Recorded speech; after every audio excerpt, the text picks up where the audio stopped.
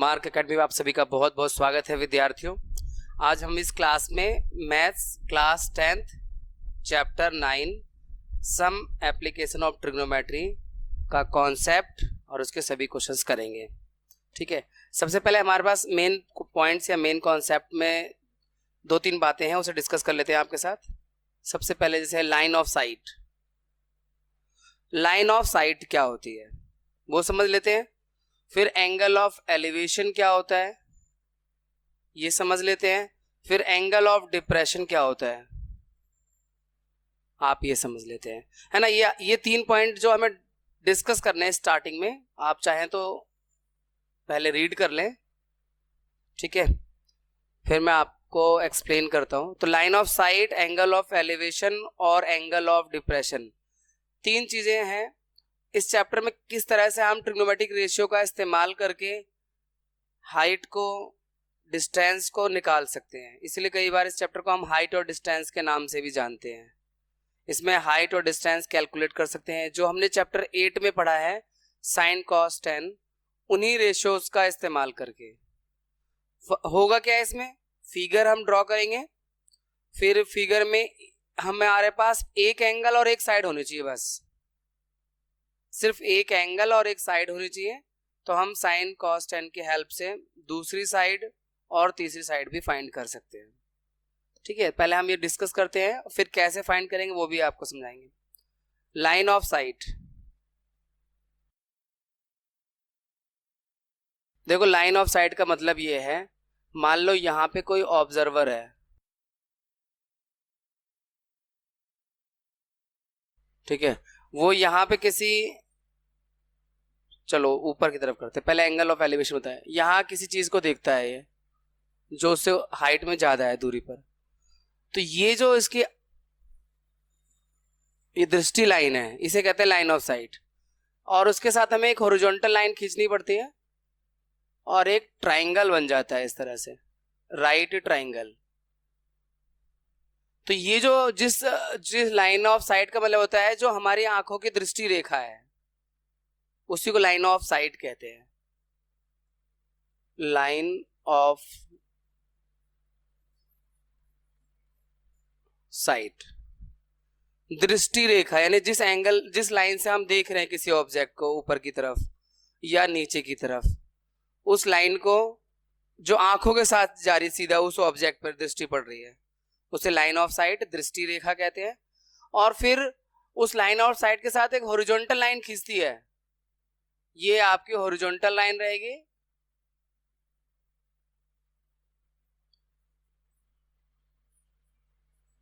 तो horizontal line के साथ जो एंगल बनेगा वो, अगर आप किसी ऑब्जेक्ट को ऊपर की तरफ देख रहे हो तो हॉरिजॉन्टल लाइन और लाइन ऑफ साइट के बीच में जो एंगल होता है उसे कहते हैं angle of depression, sorry angle of elevation, angle of elevation, angle of elevation, ठीक है। ये एंगल है एंगल ऑफ एलिवेशन। ये आपका लाइन ऑफ साइट हो गया, हॉरिजॉन्टल लाइन हो गया, और ये आपकी वर्टिकल लाइन हो गई जो ट्राइंगल को पूरा कर रही है 90 डिग्री पर। तो लाइन ऑफ साइट यानी दृष्टि रेखा। तो लाइन ऑफ साइट और हॉरिजॉन्टल लाइन दो लाइनें जरूर खींचती हैं, और तीसरी लाइन बन जाती है ट्राइंगल को पूरा करने के लिए 90 डिग्री वाली। जब तक ट्राइंगल नहीं बनेगा हम ट्रिग्नोमेट्रिक रेशियोज को इस्तेमाल नहीं कर पाएंगे, और ट्रिग्नोमेट्रिक रेशियोज का इस्तेमाल करके हमें हाइट और डिस्टेंस निकालना है इस चैप्टर में, ठीक है। तो ये एंगल ऑफ एलिवेशन हो गया। अब हम आपको बताते हैं एंगल ऑफ डिप्रेशन।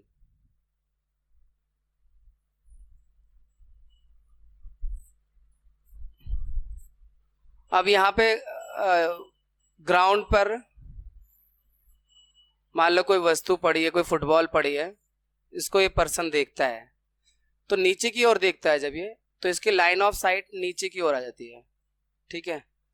और इस लाइन ऑफ साइट के साथ ये हॉरिजॉन्टल लाइन ऐसे बनती है, तो ये तो लाइन ऑफ साइट है, दृष्टि रेखा,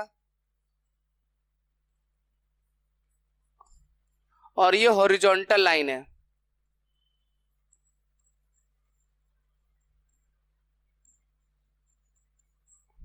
तो इन दोनों के बीच में जो ये एंगल बन रहा है इसे कहते हैं एंगल ऑफ डिप्रेशन।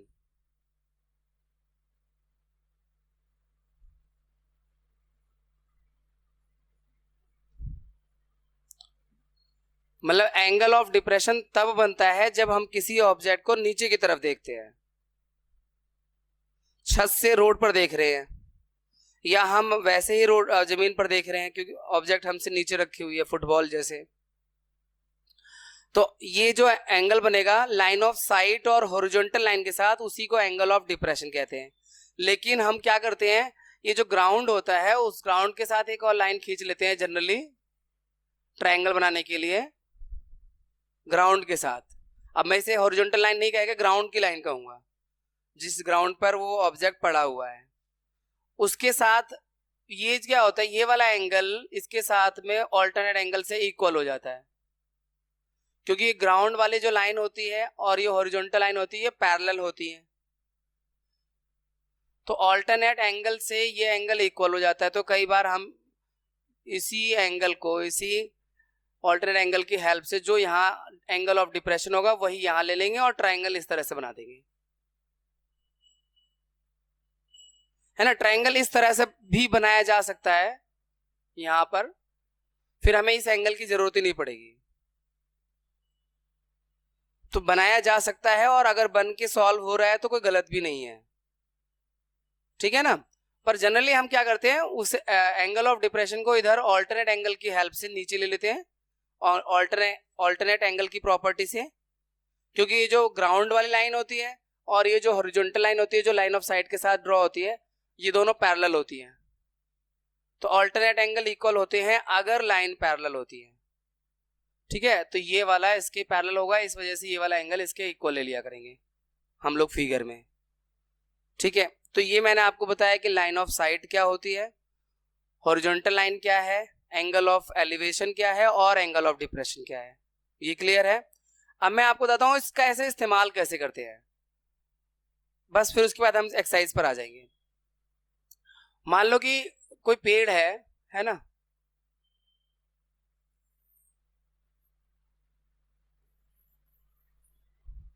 और इस पेड़ की हाइट हमें निकालनी है, पेड़ से हम कितनी दूरी पे खड़े हैं ये हमें मालूम है, ठीक है। ये मान लो पेड़ की दूरी है और उसका जो एंगल ऑफ साइट है वो ये बन रहा है, angle of line of site. Angle of elevation मान लो 30 डिग्री का है। ये जो दूरी है हमारे पास में शायद दिया हुआ है, मान लो आप उससे 10 मीटर दूरी पर हैं, ठीक है। और ये आपका लाइन ऑफ साइट हो गया, लाइन ऑफ साइट, दृष्टि रेखा। कई बार हम यहां पर क्वेश्चन में पर्सन की हाइट को इग्नोर कर देते हैं, ज्यादातर क्वेश्चन में जहां बोला जाएगा वहां तो पर्सन की हाइट लेंगे, आंखों का जो साइज है या पर्सन की जो हाइट है वो जनरली ज्यादातर केस में इग्नोर हो जाती है। किसी पर्टिकुलर केस में अगर पर्सन की हाइट दी हुई है तो फिर आप उसमें उसकी हाइट को कंसिडर करेंगे, उसका कैलकुलेशन में लेंगे। नहीं तो ये तो हॉरिजॉन्टल लाइन के साथ में यहाँ पे कोई हाइट तो पर्सन दिखाया नहीं मैंने, बस आपको दिया होगा एंगल ऑफ एलिवेशन ये है या एंगल ऑफ डिप्रेशन ये है, तो हॉरिजॉन्टल लाइन खींच दो, एंगल ऑफ एलिवेशन जो बनाना है उसमें लाइन ऑफ साइट खींच दो, तो ये एक फिगर बन गया हमारे पास ट्राइंगल का। अब इस ट्राइंगल में ए बी सी सपोज करो नाम किया मैंने, तो मैं आपको बता रहा हूं कि हम चैप्टर 8 की हेल्प से कैसे सॉल्व होंगे सारे क्वेश्चन। देखो सिर्फ हमारे पास दो चीजें हैं,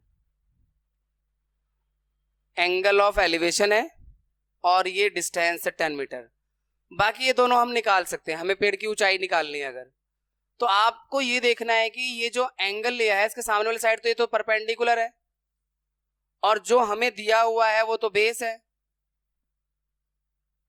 बेस हमेशा एंगल के साथ बगल वाली साइड होती है, तो मतलब परपेंडिकुलर निकालना है, बेस दिया हुआ है, तो परपेंडिकुलर और बेस को कौन सा ट्रिग्नोमेट्रिक रेशियोज कनेक्ट करता है ना। तो ये पंडित बद्री प्रसाद हर बोल, सोना चांदी तौल, sine cos tan cosec sec और कॉट। तो ये tan जो है वो परपेंडिकुलर और बेस को कनेक्ट करता है, तो हमें tan 30 इस्तेमाल करना है, क्योंकि मैंने आपको चैप्टर 8 में बताया था कि tan sin cos tan क्या होता है, किसी पर्टिकुलर एंगल के लिए दो साइड का रेशियो होता है। तो यहां पर्टिकुलर एंगल वो है 30 डिग्री वाला, तो tan 30 अब ये किसका रेशियो होता है, परपेंडिकुलर और बेस का। परपेंडिकुलर यानी ए बी, बेस BC और BC की वैल्यू 10 है, तो सीधा हम 10 रख दें। अब tan 30 की वैल्यू 1/√3 AB अपॉन में 10, तो AB फाइंड करना, 10 को उधर ले जाओ, 10/√3 ये AB आया। अब आपको यहां पर रैशनलाइजेशन ऑफ डिनोमिनेटर कर देना चाहिए फाइनल आंसर के लिए, √3 से ऊपर और नीचे मल्टीप्लाई करके, तो 10/3√3 मीटर ये AB की हाइट हो गई, यानी पेड़ की हाइट हो गई, हाइट ऑफ द ट्री आ गई। तो ये है इस चैप्टर में चैप्टर 8 का इस्तेमाल। ये वाला जो है पंडित बद्री प्रसाद हरर बोले को हिंदी में लाल बटिक कक्का कहते हैं, sine cos tan cosec sec cot, ठीक है। तो अब आप ये समझ गए होगा कि किस तरह से हम चैप्टर 8 के जो साइन कॉस टेन के रेशियो और एंगल का इस्तेमाल करके किसी ट्रायंगल में अगर एक साइड और एक एंगल गिवन है तो हम बाकी उसकी दो साइड को निकाल सकते हैं। तो हम इस तरह से देखो अपने पेड़ की हाइट भी कैलकुलेट कर सकते हैं ना। इसका प्रैक्टिकल एप्लीकेशन में बहुत चीजें आई हैं, एवरेस्ट की जो हाइट है या मून से डिस्टेंस है वो सब ऐसे निकले हैं, एंगल बना के ही निकले हैं। चलिए अब आते हैं अपनी एक्सरसाइज पर बच्चों।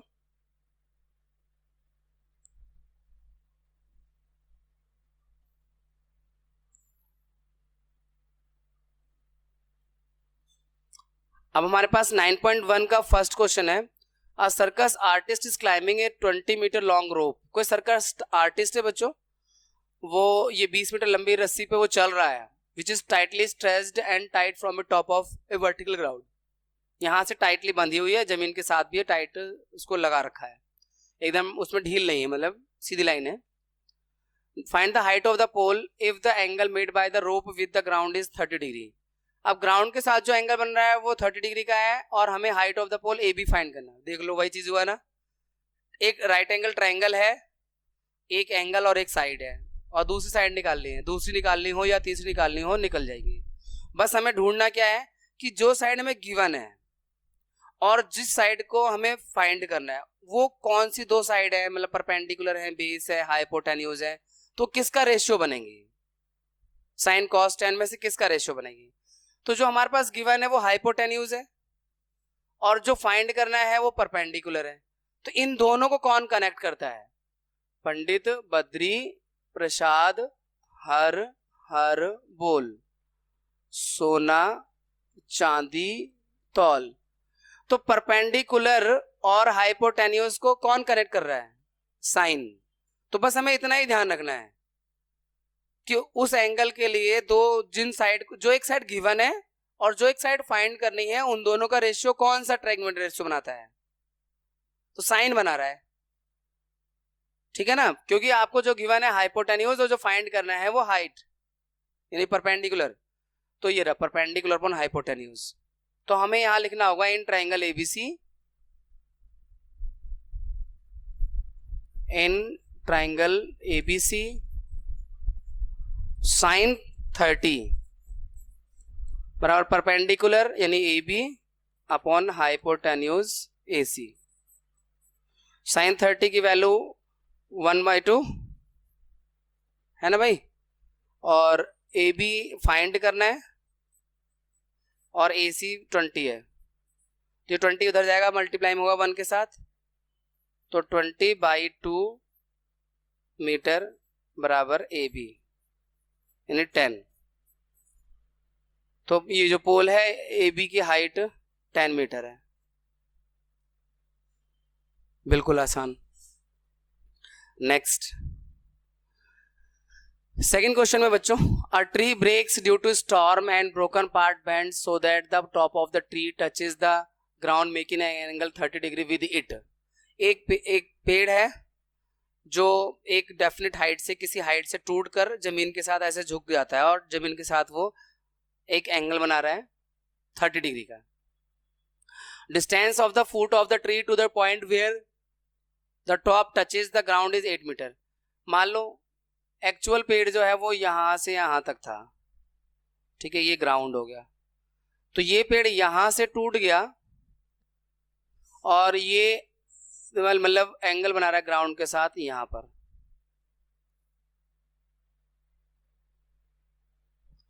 ये पेड़ एंगल ग्राउंड के साथ बना रहा है यहां पर 30 डिग्री का। और जो डिस्टेंस जहां पर ये टच कर रहा है और ये जो पेड़ का फुट है, ये डिस्टेंस है आपका 8 मीटर। तो अब फिर से वही बात है, एक हमारे पास साइड आ रही है ट्राइंगल की और एक एंगल आ रखा है, फिर तो कुछ प्रॉब्लम ही नहीं है। बस आप ये ध्यान रखना कि जब भी इसमें एक बनेगा वो राइट एंगल ट्राइंगल बनेगा। बिना राइट एंगल ट्राइंगल की कोई फिगर ड्रॉ नहीं होगा, क्योंकि हाइपोटेन्यूज उसी में ही होता है। अब हमें फाइंड करना है ट्री की हाइट। इसके लिए हमें ए बी भी फाइंड करना पड़ेगा और ए सी भी फाइंड करना पड़ेगा और फिर जोड़ना पड़ेगा, तभी तो उसकी एक्चुअल हाइट आएगी। तो आप यहाँ पे देखो, ये परपेंडिकुलर है, इस एंगल के हिसाब से ये बेस है और हाइपोटेन्यूज है।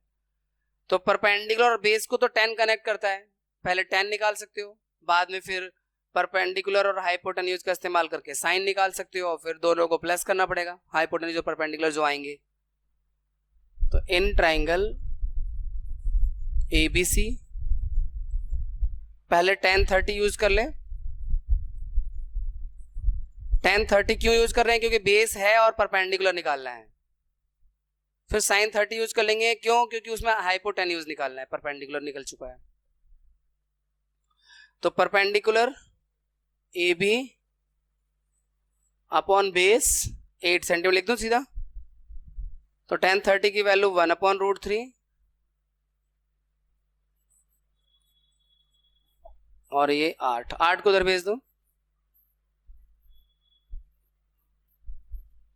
रैशनलाइजेशन ऑफ डिनोमिनेटर भी साथ में कर रहा हूं मैं। तो AB आ गया 8√3 अपॉन में 3 मीटर, ये AB की आ गई हाइट। अब AC निकालना है तो sin 30 यूज कर लो, परपेंडिकुलर अपॉन हाइपोटेन्यूज, या आप cos इस्तेमाल कर लो, cos 30, एक ही बात है। तो परपेंडिकुलर यहाँ पे हमने फाइंड कर लिया है 8√3 अपॉन 3, परपेंडिकुलर अपॉन हाइपोटेन्यूज, तो हाइपोटेन्यूज है AC। तो आप ना अलग से AC जो लिखते हैं ना, ऐसा ना लिख के इसके साथ मल्टीप्लाई में लिख सकते हो 3 के साथ, ठीक है। तो मैं यहां पर लिख कर दिखाया, अब मैं इसे हटा देता हूं, इनटू AC ऐसे। sin 30 की वैल्यू 1/2 और ये 8√3 अपॉन में 3AC, 3AC को उधर भेज दो राइट में, 1 के साथ मल्टीप्लाई में, और ये हो जाएगा 16√3।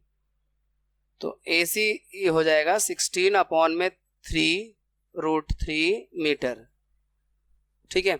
अब हाइट ऑफ द ट्री जो आएगा दोनों को प्लस करके आएगा, है ना। एक्चुअल हाइट जो थी उसकी पहले, actual height of tree 8√3 upon में 3 मीटर और 16√3 अपॉन में 3 मीटर। 8 और 16 24 होता है, तो 24 अपॉन में 3√3, तो 3 से 24 8 बार में कट गया, तो actual height I 8√3 metre.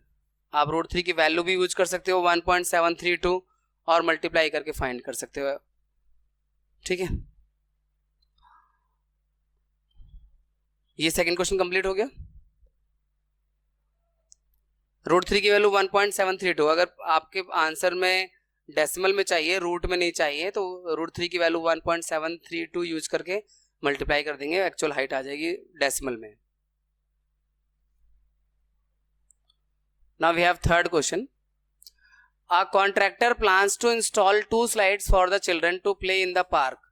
For the children below the age of 5 years, she prefers to have a slide whose tip is at height of 1.5 meter and is inclined at an angle of 30 degree to the ground.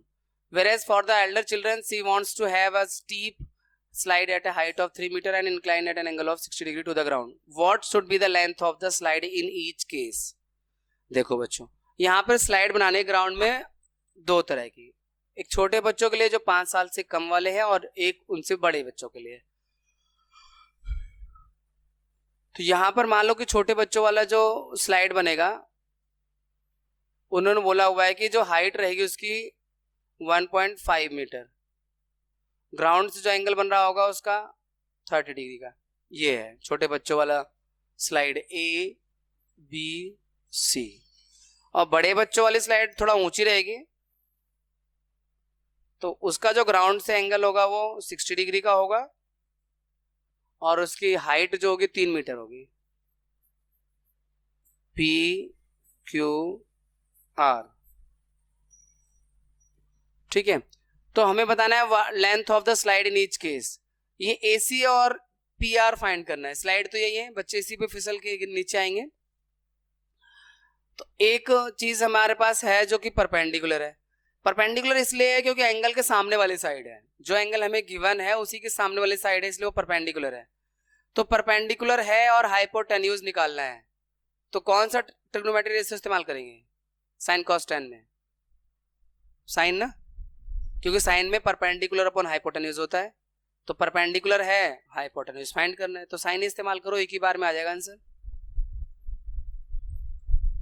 तो पहले in triangle ABC sine 30 perpendicular 1.5 upon में base hypotenuse AC। Sine 30 की value 1/2 1.5 upon में AC। Cross multiply कर दोगे AC 3 आ गया, 3 metre. यानी ये पहली वाली जो स्लाइड है ये 3 मीटर की होगी। उसके बाद इन ट्राइंगल PQR यानी बड़े बच्चों की स्लाइड के लिए, यहां भी आप साइन 60 का इस्तेमाल करो क्योंकि परपेंडिकुलर दिया हुआ है और हाइपोटेन्यूज फाइंड करना है। तो ये आपका परपेंडिकुलर वही है 3 मीटर का, हाइपोटेन्यूज फाइंड करना है PR। साइन 60 की वैल्यू √3/2 और 3 अपॉन में PR। इधर PR को इधर भेजो, √3 को इधर ले आओ, 2 को मल्टीप्लाई में ले जाओ। तो PR को यहां भेजा, 3 के साथ 2 मल्टीप्लाई में आया, √3 नीचे आया। अब रेशनलाइजेशन ऑफ डिनोमिनेटर तो करना ही पड़ेगा।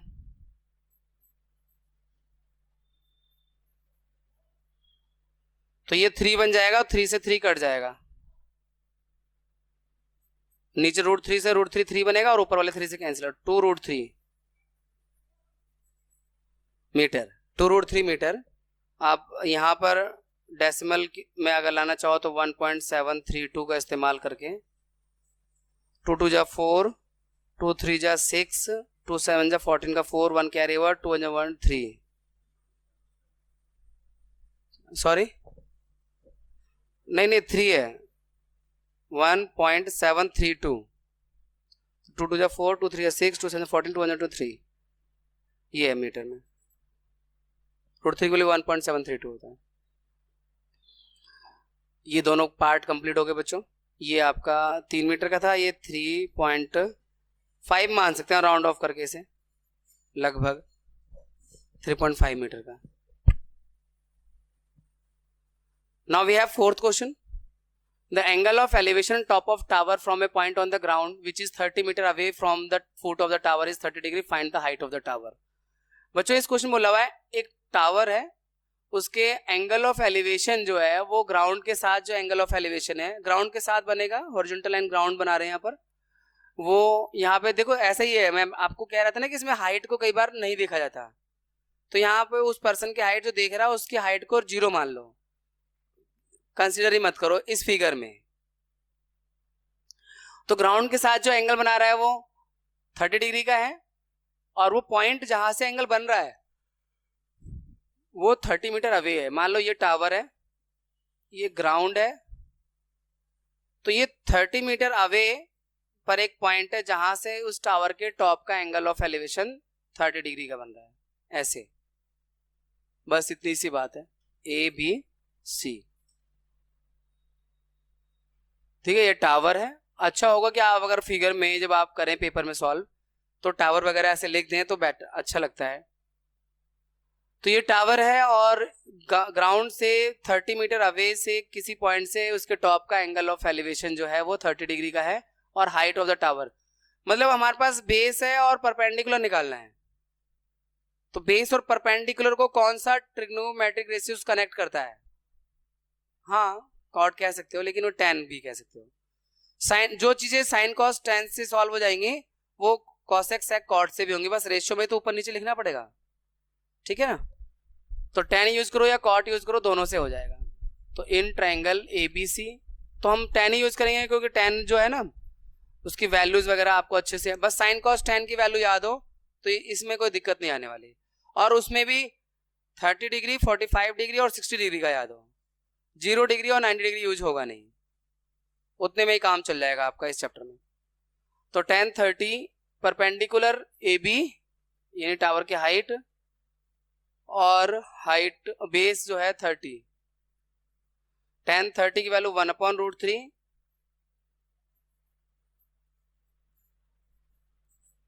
तो यहाँ पे क्रॉस मल्टीप्लाई करना है तो ये √3 को यहीं रहने दो, बस 30 को उधर ले जाओ, AB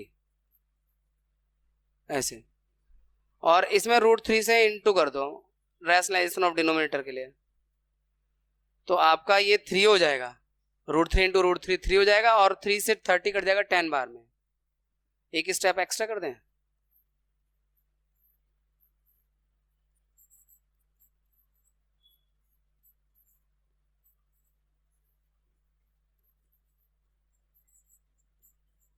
ये AB tan√3 मीटर, तो हाइट ऑफ द टावर जो है वो tan√3 मीटर है।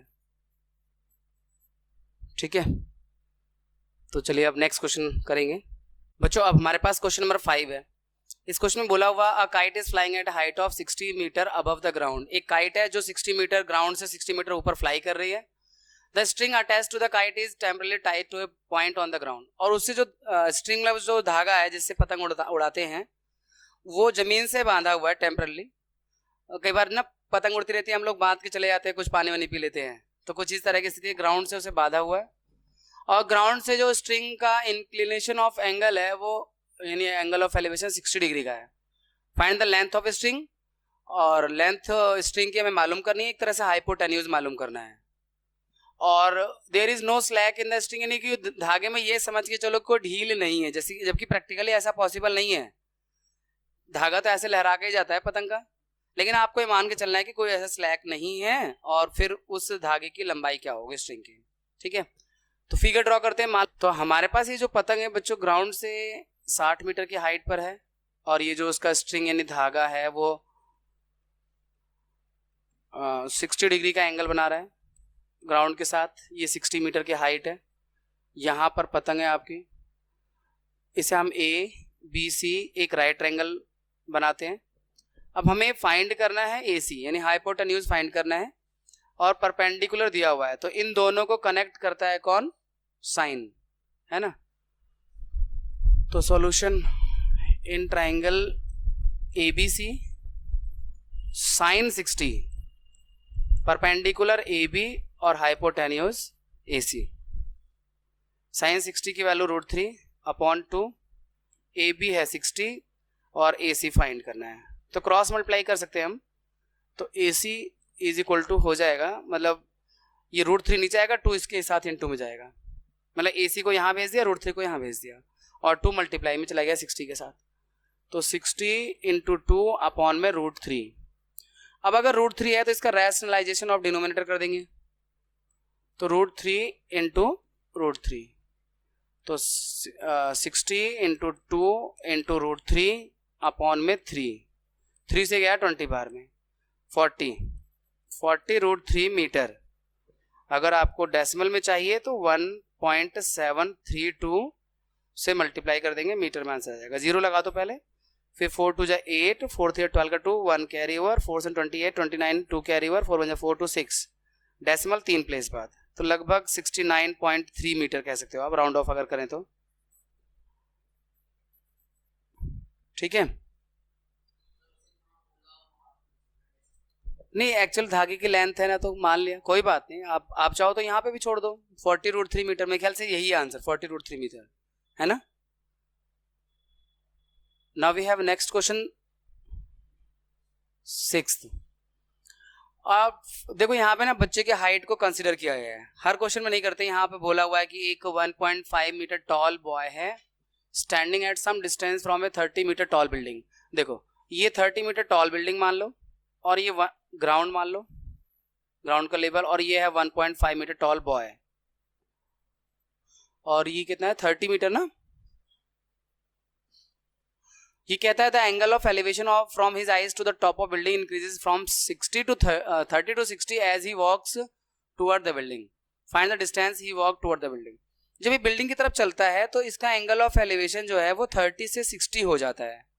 मान लो इस पोजीशन पे अभी इसके टॉप का एंगल ऑफ एलिवेशन, ये हॉरिजॉन्टल लाइन आपको ड्रॉ करनी पड़ेगी बच्चों, और ये लाइन ऑफ साइड भी 30 डिग्री है, और ये चलकर यहां तक आया, ये जो डिस्टेंस चला इसने x मान लिया इसको हमने, तो यहां से अब एंगल ऑफ एलिवेशन 60 है।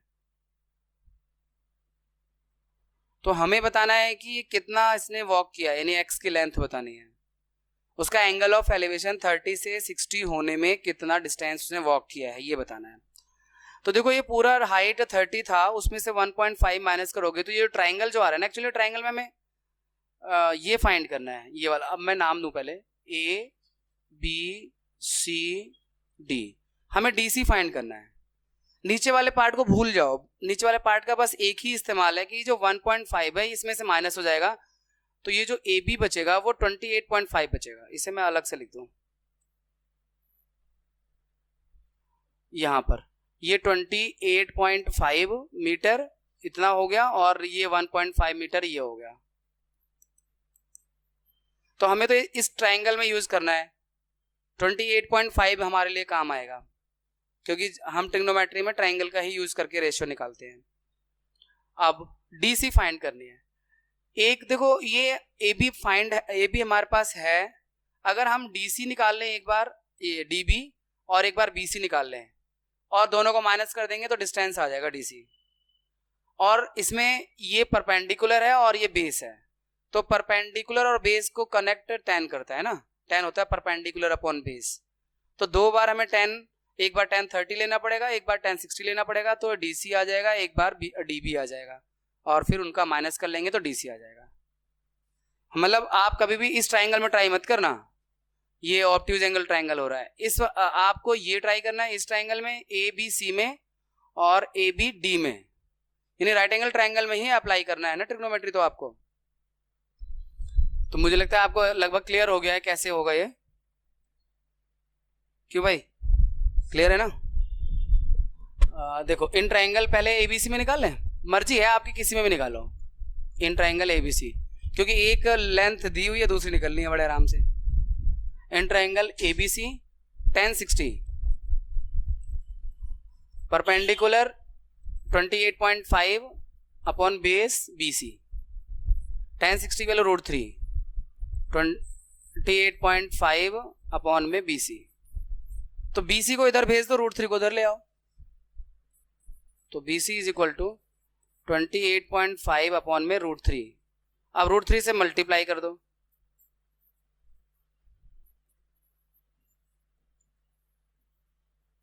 थ्री 9 जा और 3 5 जा, 9.5 √3 मीटर, 9.5 √3 मीटर बीसी की value.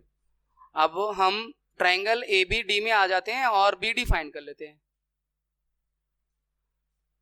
In triangle A B D 1030, perpendicular 28.5 upon में बेस बी डी, तो 1/√3 28.5 अपॉन में BD, क्रॉस मल्टीप्लाई अगर करेंगे तो BD इंटू 1 BD हो जाएगा और ये हो जाएगा 28.5√3 मीटर।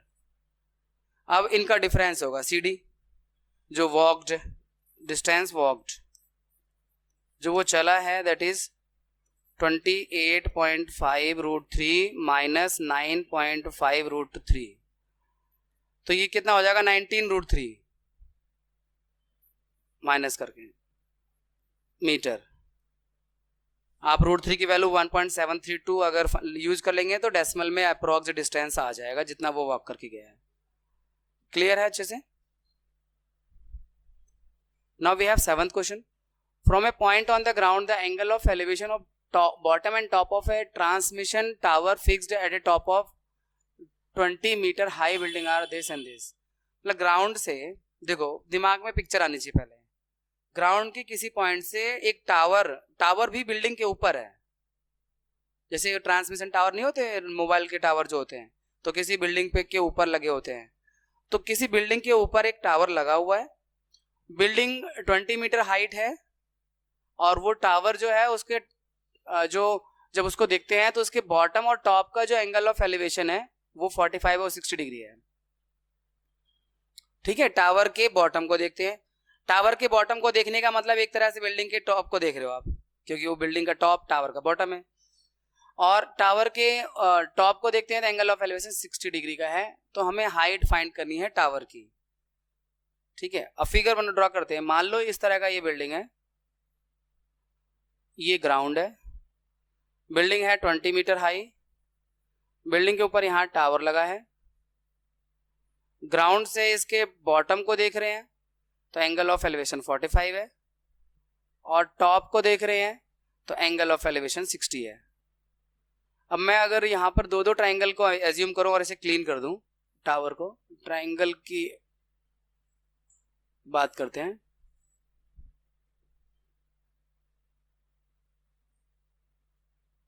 ये टावर था, ये वाला पार्ट टावर था। ठीक है, तो यहां पे ट्राइंगल ABCD, हमें AB फाइंड करना है। तो मैं आपको एक बात बता दूं, ये जो हाइट होता है ना, अगर ये एंगल 45 का है तो बेस भी उतना ही होगा, क्योंकि 45 डिग्री का ये है तो ये भी 45 का ही होगा। भाई एक ट्राइंगल के तीनों एंगल का सम 180 होता है ना, दो एंगल, एक एंगल 90 का, एक 45 का, दूसरा भी 45 का होगा। तो हमेशा यही होता है कि जब भी बेस एंगल 45 आएगा तो जितना हाइट होगा उतना ही बेस होगा। एक तरह से हमारे पास CD मिल जाएगा 20 मीटर। मैं पूरा एक्सप्लेन कर रहा हूँ आपको करना कैसे है। फिर हम ट्राइंगल, पहले तो हमने BCD में CD फाइंड कर लिया, फिर हम ACD में आएंगे तो AC फाइंड कर लेंगे, तब हमारे पास DC होगा। फिर AC में से BC को माइनस कर देंगे तो AB यानी टावर की हाइट आ जाएगी। टावर की हाइट AB है, ट्रांसमिशन टावर, और ये बिल्डिंग है।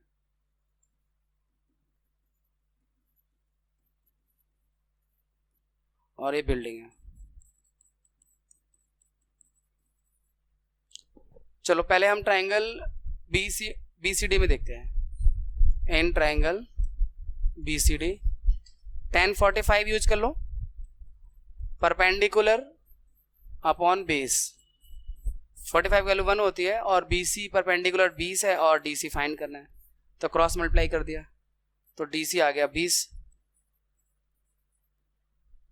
अब इन ट्राइंगल ACD में आ जाओ,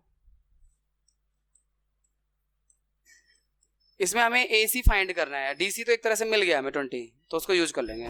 तो 1060 perpendicular AC base DC √3, AC तो फाइंड करना है, और BC जो DC जो है 20 है, तो AC आ गया 20√3 मीटर, है ना पूरा। तो अब हमें AB फाइंड करना है, टावर की हाइट। तो AB हो जाएगा पूरा जो है 20√3 मीटर है, और BC जो है 20 है ना। भाई इस पूरे में से इतना माइनस कर दो तो ये आ जाएगा AB ट्रांसमिशन टावर की हाइट। तो इसमें माइनस नहीं हो सकता, सिर्फ 20 कॉमन ले सकते हो, तो √3 - 1 मीटर। ये आगे टावर की हाइट जो कि AB के रूप में हम प्रेजेंट कर रहे हैं। ठीक है, अब इसी तरह का फिगर है ये, देखना क्वेश्चन पढ़ के। क्वेश्चन नंबर 8 है हमारे पास, अ स्टैचू 1.5 मीटर टॉल। देखो उसमें ट्रांसमिशन टावर की हाइट निकालनी थी, यहाँ पे समझ लो टावर की हाइट दे रखी है, स्टैचू या टावर को आप एक जैसा मान लो फिगर वाइज, और stands on A top of pedestal from a point on the ground, the angle of elevation top of the statue is 60 degree and from the same point the angle of elevation of the top of pedestal is। बात वही है, pedestal का top जो होगा statue का bottom होगा, तो ditto figure है। बस इस वाले क्वेश्चन में हमें टावर की जैसे उसमें हाइट निकालनी थी, इसमें टावर की हाइट एक तरह दे दी है, यानी स्टैचू की हाइट दे दी है। ठीक है, ये पेडेस्टल का मतलब होता है जिसके ऊपर मूर्ति को रखते हैं एक बेस बना के, ये पेडेस्टल हो गया, ये ग्राउंड से हम, ये इसके ऊपर मूर्ति हो गई। तो अब आपको ये जो मूर्ति है ये कितना 1.5 मीटर टॉल है, ये इसके टॉप का, ये जो टॉप है इसका टॉप का एंगल ऑफ एलिवेशन 60 डिग्री का है ना, और ये पेडेस्टल का टॉप ये है, इसका एंगल ऑफ एलिवेशन कितना है 45। तो अब आपको अगर इसका नाम ABCD दें अगर, तो BC और DC इक्वल होंगे, है ना, क्योंकि मैंने अभी भी समझाया था ना 45 डिग्री का अगर बेस एंगल आ जाए तो परपेंडिकुलर और बेस सेम हो जाते हैं। तो हम इसमें ये दिखा देंगे, उसके बाद में tan 60 यूज कर लेंगे तो AC निकाल लेंगे, फिर उसमें माइनस हो जाएगा। इसमें कुछ और तो नहीं कि बना, बस ये टावर। ठीक है, देखो इन ट्रायंगल BCD आपका tan 45 is equal to perpendicular BC है और बेस DC है। tan 45 वैल्यू 1 होती है, BC अपॉन DC उसे उधर चला गया, DC is equal to BC। ठीक है, ये इक्वल है दोनों, ये हमें मालूम चल गया। अब ट्रायंगल ACD में आ जाओ, इन ट्रायंगल ACD tan 60, हम चाहे थोड़ा इजियर बनाने के लिए ना हम इसको कुछ लेट कर सकते हैं, इसको हम H लेट कर सकते हैं इक्वेशन 1। ठीक है, दोनों को, ये H है और ये भी H हो जाएगा। अगर हम इसको मान लो X मान लेते हैं थोड़ी देर के लिए, तो फिर हम इसे चेंज कर देते हैं, तो x बराबर h हो गया। ठीक है ना, x बराबर h हो गया, यानी ये h हाइट हो गई और ये बेस दोनों सेम हो गए। अब tan 60 की वैल्यू जो है AC परपेंडिकुलर अपॉन में बेस DC, तो tan 60 की वैल्यू √3 और AC जो है वो h प्लस 1.6 पूरा है, h प्लस 1.6, और DC कितना है बच्चों x और h बराबर हैं, तो हम यहाँ h भी लिख सकते हैं, √3 x is equal to h plus 1.6। अब इस h की जगह x की जगह h लिख दो, तो √3 h is equal to h plus 1.6। अब हम यहाँ पे h को उधर ले जाते हैं, फिर h कॉमन ले लेंगे, मतलब h की वैल्यू निकालनी है, तो √3 h माइनस h बराबर 1.6, h कॉमन ले लो, तो √3 माइनस 1 इज इक्वल टू 1.6। ठीक है, h की वैल्यू निकालना है तो ये 1.6 में अपॉन में आ जाएगा, √3 माइनस 1, थोड़ा स्पेस का, h is equal to 1.6 upon में √3 माइनस 1। अब क्या करेंगे, rationalisation of denominator, 9th class chapter 1 exercise 1.5। तो आप ना इसमें 1.6 में √3 माइनस 1 है ही, तो √3 प्लस 1 और √3 प्लस 1 से मल्टीप्लाई कर देंगे ऊपर और नीचे। ठीक है, तो नीचे माइनस बी प्लस बी क्या हो जाएगा, ए स्क्वायर माइनस बी स्क्वायर, तो √3 का स्क्वायर 3 हो जाएगा, 1 का स्क्वायर 1 हो जाएगा, 3 में से 1 जाएगा तो 2 बचेगा। तो जो इसका आंसर आ रहा है 1.6 अपॉन में 2 ब्रैकेट में √3 + 1, तो 0.8 यही आंसर है मीटर। ये है आप h की वैल्यू एक तरह से height of the building, oh sorry pedestal. ठीक है, देख लो, कोई डाउट वाउट तो नहीं भाई? एक और कर लेते हैं फिर उसके बाद। 9th क्वेश्चन है बच्चों हमारे पास, the angle of elevation of top of building from a foot of the tower is 30 degree. देखो यहाँ दो चीजें हैं बच्चों, बिल्डिंग और टावर। अच्छा बताओ, बिल्डिंग की हाइट ज्यादा होती है टावर की? टावर की, बिल्डिंग से ज्यादा हाइट टावर की होती है इन प्रैक्टिकल सिचुएशन, रियल लाइफ में। और इस क्वेश्चन में भी ऐसे ही है सब। यहाँ जो क्वेश्चन आएंगे जनरली मैंने देखा है एनसीईआरटी में, बिल्डिंग छोटा है, टावर हमेशा हाइट में ज्यादा है। टावर ही है वो, हाँ, टावर को हिंदी में मीनार कहते हैं, मीनार कहते हैं, जैसे कुतुब मीनार, अब पुराने टाइम में बना हुआ था ना। देखो, the angle of elevation of top of building from a foot of a tower. देखो यहाँ दो चीजें हैं, पहले ग्राउंड है, ये टावर है, मैं यहाँ लिख देता हूं जिससे कि कोई भी मिसअंडरस्टैंडिंग आपको ना हो, और ये बिल्डिंग है। आप ध्यान देना, the angle of elevation of top of building from a foot of tower, tower का फुट ये रहा, इसके टॉप एंगल ऑफ एलिवेशन जो इसके टॉप का है बिल्डिंग का, वो कितना है? 30 डिग्री, ये लिखा हुआ। And the angle of elevation of top of tower, और टावर के टॉप का from the foot of building, building के फुट से एंगल ऑफ एलिवेशन कितना है? 60। तो इससे ही पता चल रहा है कि जिसका एलिवेशन ऑफ एंगल ज्यादा होगा उसकी हाइट ज्यादा होगी। आप इसको देख रहे हो तो आपको गर्दन ज्यादा ऊंची करनी पड़ रही है, ज्यादा हाइट के लिए तो करनी पड़ेगी। अगर आपके सामने वाला इक्वल हाइट का है तो गर्दन ऊपर क्यों करोगे? फिर तो एंगल ऑफ एलिवेशन कम हो जाएगा, बिल्कुल जीरो भी हो सकता है अगर सेम हाइट पर है तो। ठीक है, अब और क्या करना है इसमें, if the tower is 50 metre high, लो टावर की हाइट दे रखी है 50 metre high, find the height of the building, building की हाइट हमें फाइंड करनी है, इसको h मान लेते हैं, और इन दोनों के बीच का जो डिस्टेंस है उसे x मान लेते हैं। ट्रायंगल ABC और D, ये 90 डिग्री एंगल और ये 90 डिग्री, सिर्फ हमें h फाइंड करना है। देखो अगर हम गौर से ध्यान से देखें इस ट्रायंगल में ABC में, तो AB 50 दिया हुआ है तो BC नहीं निकल जाएगा? निकल जाएगा। फिर BC वाला इस ट्रायंगल में भी है तो DCB में आओगे, ये BC मालूम है तो फिर CD निकल जाएगा, h की वैल्यू। सिंपल है, दो पार्ट में हो रहा है। तो इन ट्रायंगल ABC क्या लेना है? tan 60 ना बच्चों, tan 60 perpendicular 50 upon base BC, या x बोल दो, चलो x लिख देता हूं, tan 60 √3 और 50 अपॉन में x, तो x is equal to 50 upon √3, फिर रैशनलाइजेशन ऑफ डिनोमिनेटर कर लो,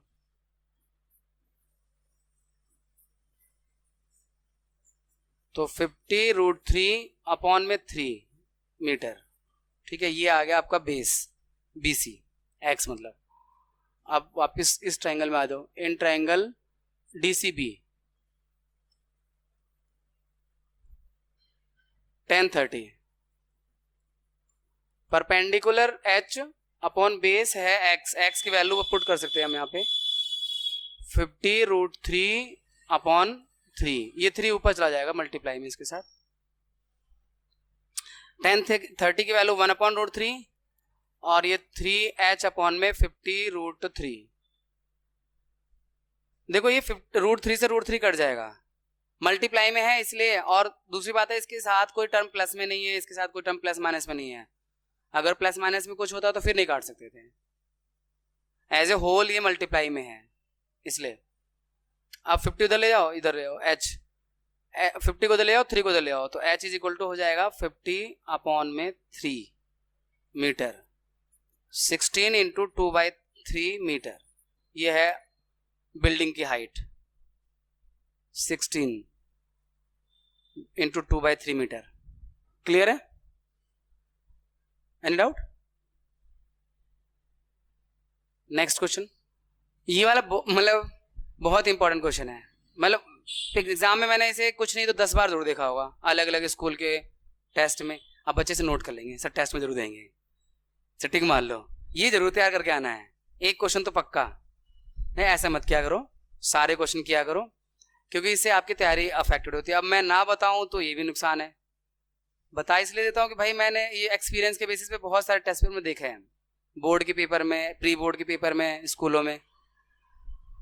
अभी जो लास्ट ईयर बोर्ड हुआ था ना, उसका जो सैंपल पेपर क्वेश्चन उसमें भी था ये क्वेश्चन। तो मैं ये बता देता हूं, तो इसका मतलब नहीं कि ये एक ही क्वेश्चन तैयार कर लो भाई, 3 नंबर तो पक्के हैं टेस्ट में 10 में से। आपको पूरे 16 के 16 तैयार करने चाहिए इस एक्सरसाइज से। देखो जो 2 पोल है इक्वल हाइट के हैं और एक दूसरे के सामने हैं रोड के। रोड का जो चौड़ाई है वो 80 मीटर है, और उस रोड के बीच में, यानी एकदम सेंटर में नहीं, कहीं भी बीच में एक पॉइंट से एक पोल की हाइट टॉप को देखते हैं और उसी पॉइंट से दूसरे पोल के टॉप को देखते हैं, तो उनका एंगल ऑफ एलिवेशन 60 और 30 है। तो हमें शायद इसमें हाइट ऑफ द पोल और उस पॉइंट का डिस्टेंस बताना है पोल से। तो फिगर देखिए, ये ग्राउंड है, ये पहला पोल, ये दूसरा pole, A B C D. Road 80 metre का, तो मान लो ये पॉइंट है, पॉइंट यहाँ पर ए बी सी डी, ई मान लो, कुछ भी मान लो, पी मान लो, पॉइंट पी है। इस पॉइंट पी से जब इस पोल को देखते हैं तो एंगल ऑफ एलिवेशन 60 रहेगा, क्योंकि जो नजदीक में पॉइंट है उसका एंगल ऑफ एलिवेशन ज्यादा होगा। और इस पोल के टॉप को देखते हैं तो एंगल ऑफ एलिवेशन 30 है ना। पोल की हाइट अगर आप h मान ले हो थोड़ी देर के लिए, तो ये भी h ही रहेगा, दोनों हाइट सेम है। ये पूरा 80 है, पूरा जो BD है वो 80 मीटर का है, रोड की चौड़ाई 80 मीटर है। तो BP अगर x मानते हो आप, तो फिर ये जो PD है वो कितना हो जाएगा बताओ? हाँ ठीक है, 80 माइनस x मीटर, अगर ये x मीटर है तो। अब करना कुछ नहीं है, एक तरह से हमें x निकालना है और h निकालना है 2 ट्राइंगल में। देखो अब मैं आता हूँ फटाफट सॉल्यूशन पर। तो इन ट्राइंगल ABP 1060 ले लो, क्योंकि परपेंडिकुलर और बेस को ही कनेक्ट करना है हमें, हाइपोटेनस से कोई मतलब नहीं है। 1060 h अपॉन में x, 1060 वाला √3 h अपॉन में x, तो h की वैल्यू आ गया √3x, इक्वेशन 1 बना दिया। अब उसे हम बाद में यूज कर लेंगे। इन ट्राइंगल CDP में आ जाओ, CDP 1030, परपेंडिकुलर h और बेस 80 माइनस x, 1 अपॉन √3 1030 की वैल्यू और h अपॉन में 80 माइनस x। तो ये h ना, ये 80 माइनस x को उधर ले जाओ, क्रॉस मल्टीप्लाई, और ये √3h, ठीक है, क्रॉस मल्टीप्लाई कर दिया। h की वैल्यू यहां से ले लो √3x, तो 80 माइनस x और ये √3, और h की वैल्यू है √3x, तो ये 3x हो गया, √3 इंटू √3 3 हो गया, तो 3x, और ये वाला इधर आके प्लस का हो गया x,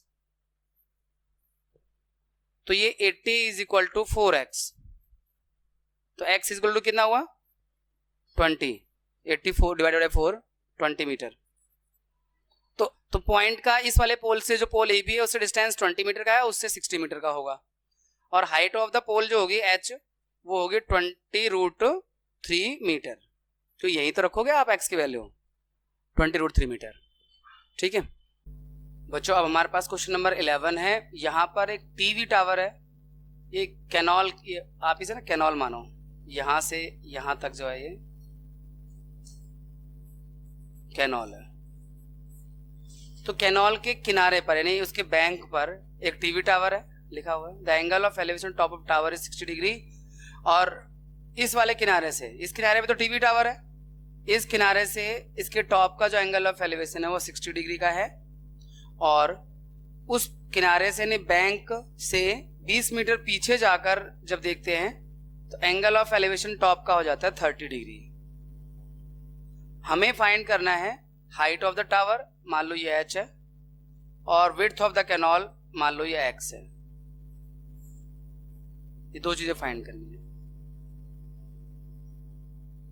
कैनॉल है, ये कैनॉल के एक बैंक पर यानी एक किनारे पर एक टावर लगा हुआ है, दूसरे किनारे से देखते हैं तो उसके टॉप का एंगल ऑफ एलिवेशन 60 डिग्री है। उस बैंक से 20 मीटर पीछे जाके जब देखते हैं उसी टॉप को तो एंगल ऑफ एलिवेशन 30 डिग्री का है। हमें टावर की हाइट और कैनॉल की विड्थ फाइंड करनी है। क्लियर है ना क्वेश्चन? ट्राइंगल का नाम ABC, हाँ ठीक है। हम ऐसा कर सकते हैं, ABC में H और X का रिलेशन आ जाएगा, फिर ABD में फाइंड कर लेंगे, उसको यूज कर लेंगे इन ट्राइंगल ABC।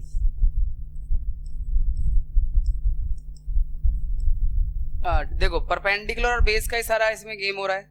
परपेंडिकुलर फाइंड करना है, बेस तो 10 यूज करेंगे, 10 होता है परपेंडिकुलर अपॉन बेस। तो 10 60 इज इक्वल टू परपेंडिकुलर है H, बेस है X, यानी कैनॉल की विड्थ को हमने X मान लिया है, तो √3 और ये x के साथ मल्टीप्लाई में आ गया, x √3 is equal to h। मान लो ये इक्वेशन 1 बना दी। अब ट्राइंगल ABD में, इन ट्राइंगल ABD 10 30 परपेंडिकुलर वही रहेगा h और बेस रहेगा 20 प्लस x, है ना? बेस तो ये BD है ना पूरा, 20 plus x।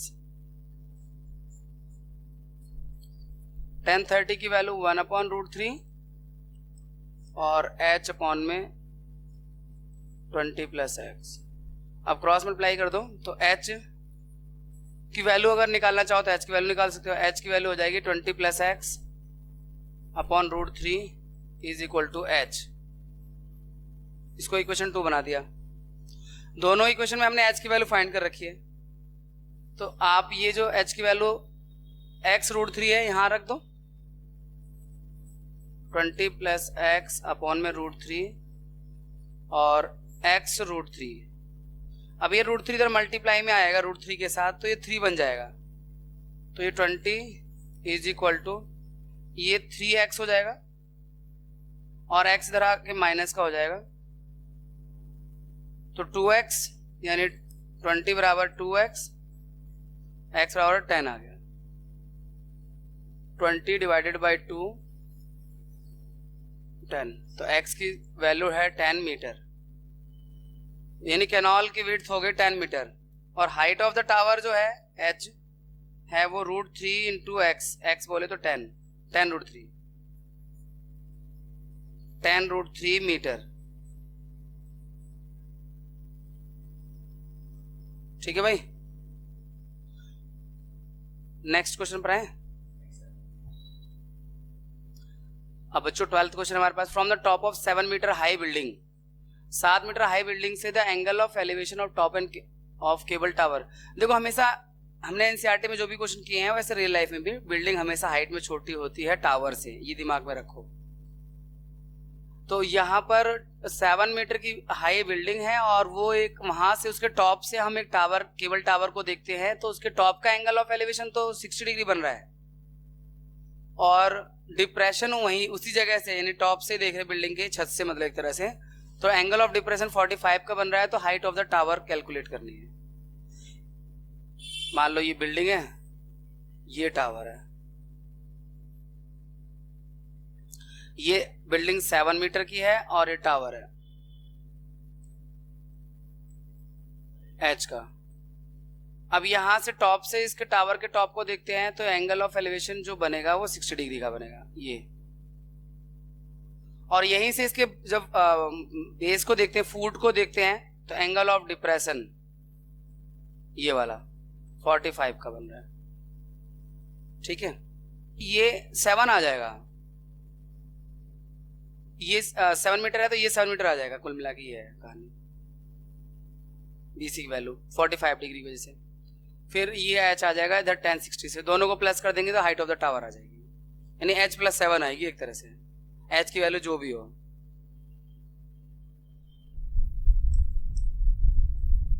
In triangle DBC देखो यहाँ पे ट्राइंगल उल्टा सा है तो उसका इस्तेमाल करना है आपको।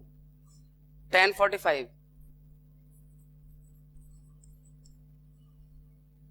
1045 परपेंडिकुलर ये होगा और बेस ये होगा, एंगल के सामने वाला परपेंडिकुलर होता है ना, तो ये 7 मीटर होगा।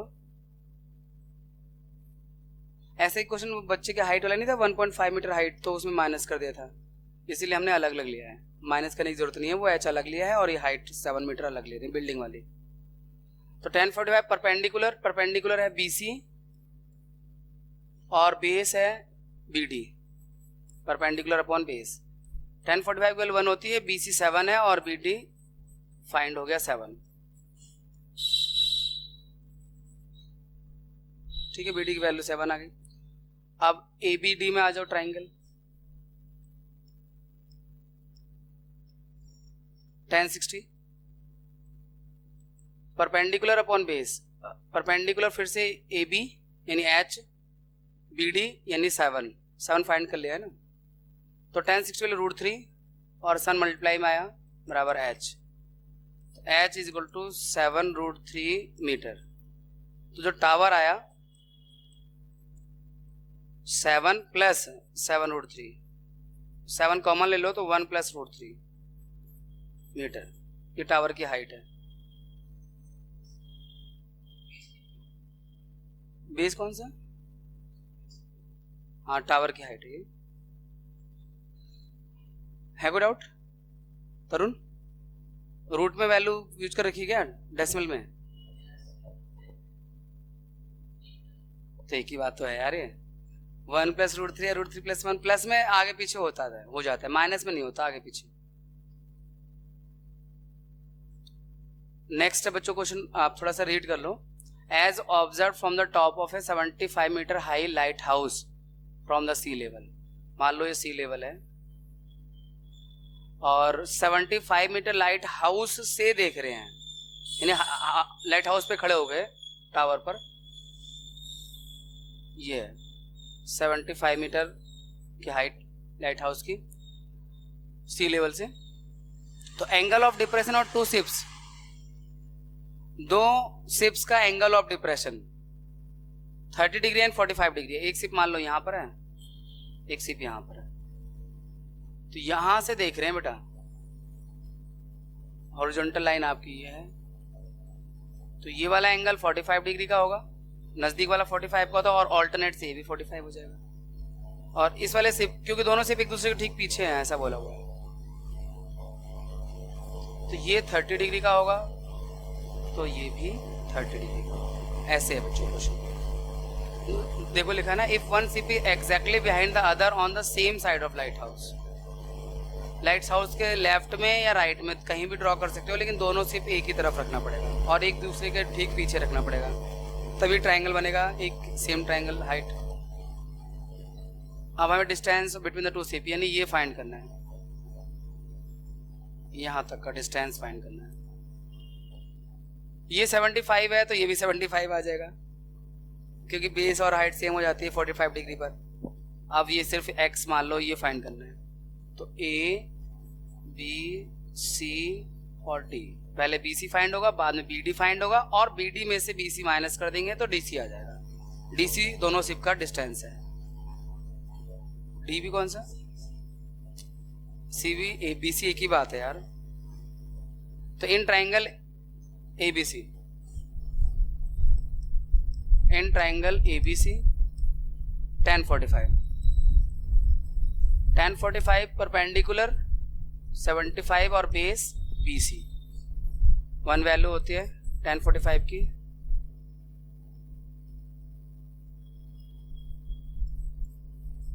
तो BC इज इक्वल टू 75। अब इन ट्राइंगल दूसरा वाला ABD 1030 परपेंडिकुलर 75 और बेस BD, 30 की वैल्यू 1/√3 75 अपॉन BD, तो BD is equal to 75√3 metre. अब आपको distance between the ship distance between ships जो कि डीसी है, तो वो आएगा BD minus BC। BD minus BC, BD है 75√3 और BC है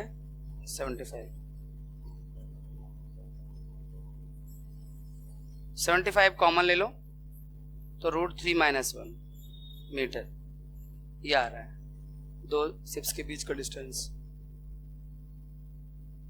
now we have 14th question बच्चों। तो अब सवाल को ठीक से समझो। एक बच्चा एक बलून को देखता है किसी टाइम पर, उस वक्त तो उसका एंगल ऑफ एलिवेशन मिलता है 60 डिग्री का, और थोड़े समय बाद बलून जो है तो आगे चला जाता है और तब वो उसको जब देखता है तो उसका एंगल ऑफ एलिवेशन 30 डिग्री का मिलता है। बलून की जमीन से हाइट 88.2 है ग्राउंड से, और बच्चे की हाइट 1.2 यहाँ पे कंसीडर करना है, मानकर चलना है। ठीक है, अब हमें सिर्फ ये पता करना है कि बलून ने कितना डिस्टेंस ट्रेवल किया है इस टाइम पर, मतलब ये डिस्टेंस निकालना है। फिर से दो ट्रायंगल बन रहे हैं, एक ट्रायंगल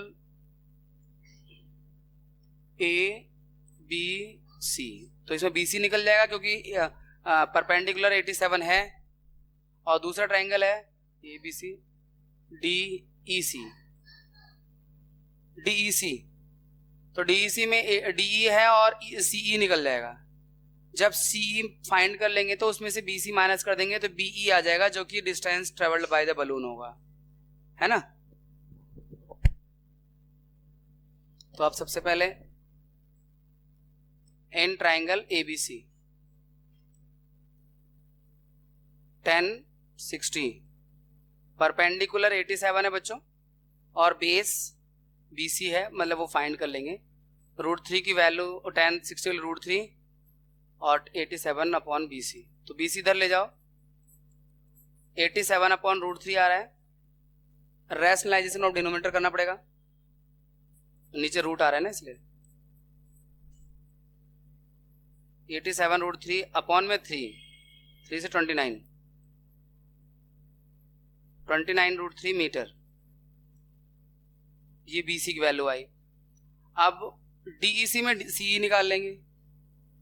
ये 87 कैसे पता चल रहा है ना आपको, ग्राउंड से हाइट 88.2 है, उसमें से बच्चे की हाइट 1.2 माइनस करके 87 आ रहा है। देखो in triangle DEC 10 30 perpendicular 87 upon base CE, तो 1 अपॉन √3 इज इक्वल टू 87 और CE, क्रॉस मल्टीप्लाई करेंगे तो CE की वैल्यू आ जाएगी 87 √3 मीटर। अब डिस्टेंस ट्रेवल्ड बाय बलून जो आएगा, इसमें पूरा डिस्टेंस CE है यानी 87 √3 है, उसमें से ये BC वाला माइनस कर दो, BC है 29 √3 मीटर। √3 तो कॉमन आ रहा है एक तरह से, 58 आ जाएगा, ये आपका 58 √3 मीटर। ये 29 का टेबल ही है, 29 1 जा 29 2 जा 58, 29 3 जा 87। ठीक है भाई, मतलब वही है, ट्रायंगल में पहचानना है और 2 बार 10 यूज करना है। We have second last question of this chapter. बच्चों एक स्ट्रेट हाईवे है,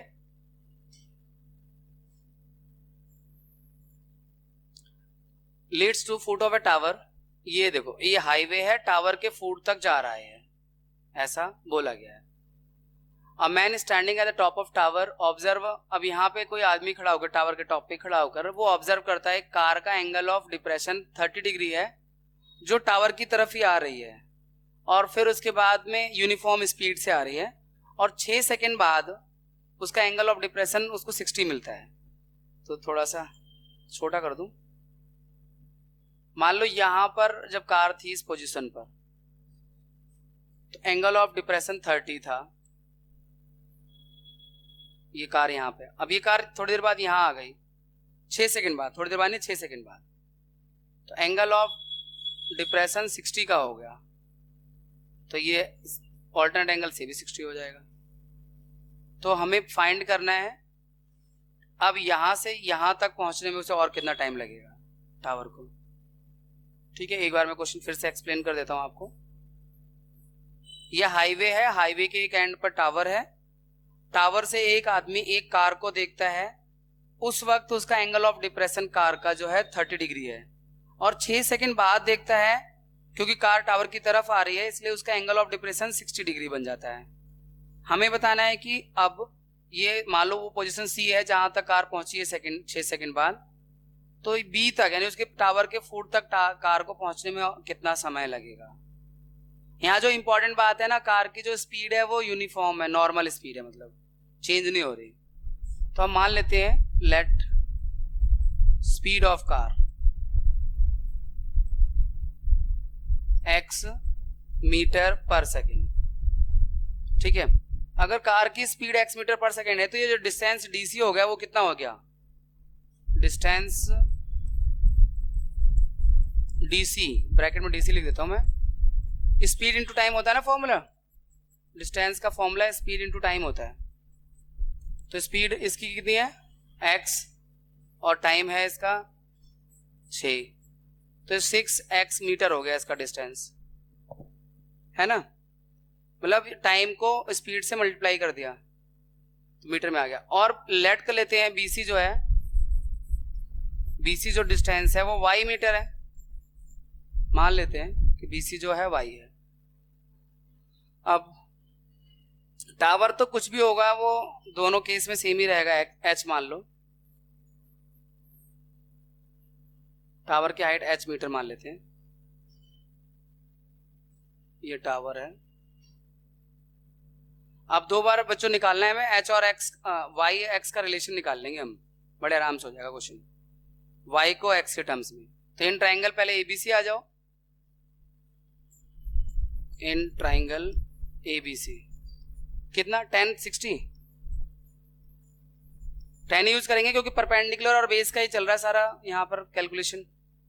तो BC कितना है, परपेंडिकुलर h है और बेस कितना है BC है, मतलब वो भी कुछ नहीं पता, y है, सॉरी हमने y मान रखा है ना इसे।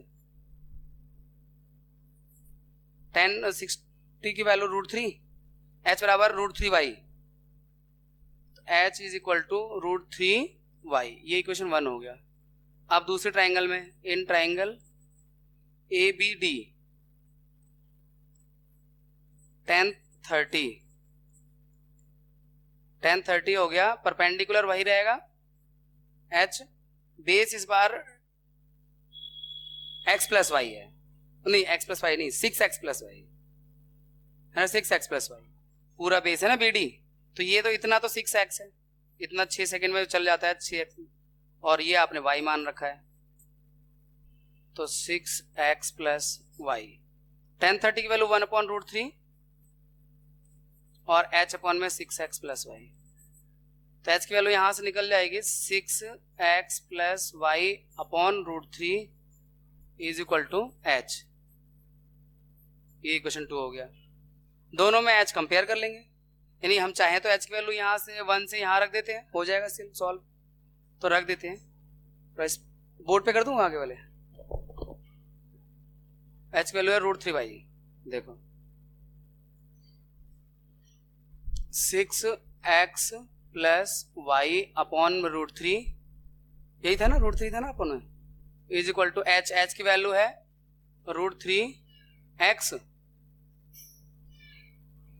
y,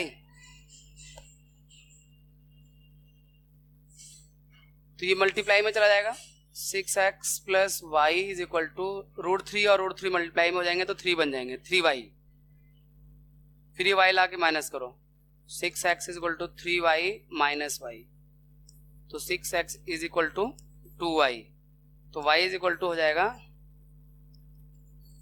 3x, y की वैल्यू 3x आ गई।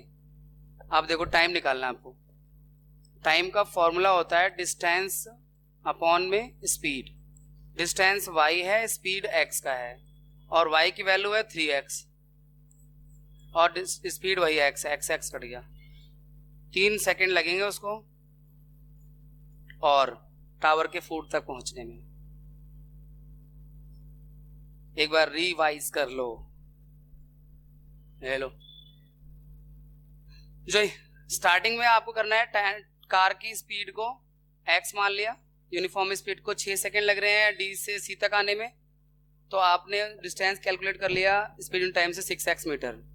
इस BC को y मान रखा है कि चलो ये डिस्टेंस मान लिया y है, और AB टावर की हाइट h है, ठीक है। अब क्योंकि कार का एक बार एंगल ऑफ डिप्रेशन 30 था और 6 सेकंड बाद 60 हो गया है, तो दो ट्रायंगल बन रहे हैं, एक ABC जिसमें 60 डिग्री का एंगल है, एक ट्रायंगल ABD बना 30 डिग्री का एंगल है। तो दो बार tan 30 और tan 60 यूज किया है, उससे h का रिलेशन दो बार आया। h की वैल्यू एक यहाँ आई थी, एक यहाँ आई थी, तो ये h की वैल्यू जो √3y है वो यहाँ रख दिया है ना, और ये रख दिया। फिर √3 से मल्टीप्लाई हुआ, 3y हो गया, फिर y लेफ्ट राइट में आया, माइनस का हो गया, 2 डिवाइड में गया, तो y की वैल्यू 3x हो गई। तो टाइम निकल जाएगा डिस्टेंस अपॉन स्पीड से, डिस्टेंस 3x है, स्पीड x है, तो 3 सेकंड का टाइम लग रहा है, ठीक है। एक क्वेश्चन और बच रहा है, उसे पूरा कर ले, फिर दोबारा भी पूछना होगा तो आप लोग पूछ लेना। The angle of elevation of top of tower from 2 point at a distance of 4 metre. देखो बच्चों, फिर से ग्राउंड बनाया, ये टावर बनाया, तो एंगल ऑफ एलिवेशन टावर के टॉप का 2 पॉइंट से, एक पॉइंट टावर से 4 मीटर की दूरी पर है, दूसरा पॉइंट 9 मीटर की दूरी पर है, और एंगल ऑफ एलिवेशन जो भी है वो कॉम्प्लीमेंट्री है। जैसे मतलब इसका जो एंगल ऑफ एलिवेशन है मान लो थीटा है, तो इसका जो एंगल ऑफ एलिवेशन होगा वो 90 माइनस थीटा होगा। A, B, C और D, ठीक है, यही है ना भाई। ये डिस्टेंस 4 मीटर है, और ये पूरा डिस्टेंस पूरा, कहीं आप ना कई बच्चे समझ बैठते हैं कि शायद 9 मीटर यहां से यहां तक है, यहीं पे गलती हो जाएगा अगर ये समझ लिया तो। दोनों पॉइंट का टावर के से डिस्टेंस 4 मीटर और 9 मीटर है, और वहां से जो उसके टावर के टॉप को देखते हैं तो एंगल ऑफ एलिवेशन कॉम्प्लीमेंट्री है, यानी एक थीटा होगा तो दूसरा 90 माइनस थीटा होगा, और टावर की हाइट को मान लो h है। तो हमें प्रूव करना है कि जो टावर की हाइट है वो 6 मीटर है, h की वैल्यू 6 मीटर है, यही तो प्रूफ करना है ना। बहुत इजी क्वेश्चन है बच्चों। पहले इन ट्रायंगल ABC में आ जाओ। tan theta perpendicular h upon base 4, तो 4 tan theta is equal to h, ये आ गया h की वैल्यू, 4 मल्टीप्लाई में चला गया। अब इन ट्रायंगल ABD में आ जाओ। tan 90 minus theta perpendicular h है, बेस 9 है, tan 90 minus theta cot theta होता है, cot theta is equal to ये 9 मल्टीप्लाई में गया, 9 cot theta is equal to h। दोनों में h की वैल्यू निकाल ली है ना। पहली बार आप ऐसा करोगे कि यहाँ पे इक्वेशन की मल्टीप्लाई करोगे। 10th क्लास में अब तक नहीं किया आपने, इक्वेशन प्लस किया, इक्वेशन माइनस किया है, सब्स्टिट्यूशन किया है, मल्टीप्लाई नहीं किया। पहली बार मल्टीप्लाई करने जा रहे हो। 1 और 2 को मल्टीप्लाई कर दो, लेफ्ट को लेफ्ट से, राइट को राइट से। इसका जब इससे मल्टीप्लाई करोगे तो 4 9 जा 36 और tan theta into cot theta, और h को ऐसे करोगे तो h स्क्वायर। अब ये tan और कॉट एक दूसरे के इनवर्स होते हैं, इसलिए कट कर 1 हो जाते हैं, या कॉट को 1/10 लिख दो फिर काट दो, एक ही बात है। और स्क्वायर हटाओगे यहाँ रूट लग जाएगा h का, तो h की वैल्यू 6 मीटर आ गई, 36 का स्क्वायर रूट। 2023 का जो बोर्ड एग्जाम है उसमें ये वाला क्वेश्चन नहीं आएगा, क्योंकि 90 माइनस थीटा यानी कॉम्प्लीमेंट्री एंगल वाले क्वेश्चन से हटा रखे हैं। ये तो मैंने सिर्फ आपको समझा दिया है, ठीक है। चलिए आपसे कौन से चैप्टर मिलेंगे आप? हाँ, 7th chapter. Have a nice day.